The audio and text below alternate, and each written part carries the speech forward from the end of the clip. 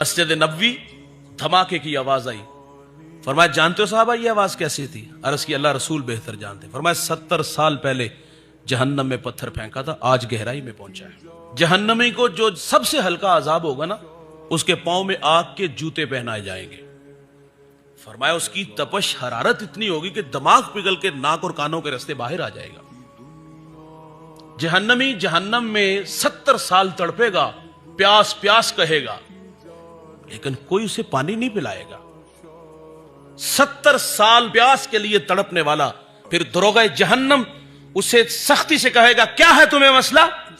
یہ وہ ہے جو دنیا میں شراب کے جام اڑاتا تھا، یہ وہ ہے جو بہنوں کا حق کھاتا تھا، یہ وہ ہے جو زمین پہ اکڑ اکڑ کے چلتا تھا، یہ وہ ہے جس نے یتیموں کا مال کھایا، خود کو فرعون سمجھتا رہا، اور قیامت کے دن جب یہ جہنم میں ہوگا اور پکارے گا مجھے پانی دو، اور دروغہ جہنم کیا اس کو کوئی ٹھنڈے میٹھے مشروب پلائے گا؟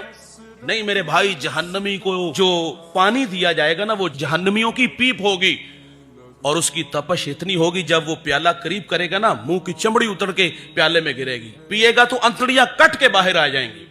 یہ جہنم ہے. تو ہمارے ناتھا کیا کہتے ہیں کہ مجھے دیکھ کے جہنم کو آ گیا پسینہ. میرے حضرت فرما دیے قیامت کے دن پتا چلے گا جہنم کو آتا ہے یا تجھے پسینہ آتا ہے. تماشا بنایا ہوا ہے ہم لوگوں نے.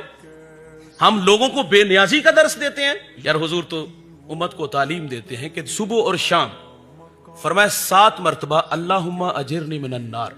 فرمایا یہ وظیفہ پڑھا کرو کہ اللہ جہنم کی آگ سے بچا دے. پڑھے گا تو وہ جو فجر کے وقت اٹھے گا، جو لمبی تان کے سویا ہوگا، خواب خرگوش کے مزے لے گا، اللہ کو بھولا ہوگا، دل یاد خدا سے غافل ہوگا، وہ اس فجر کے وقت کہاں ہوگا؟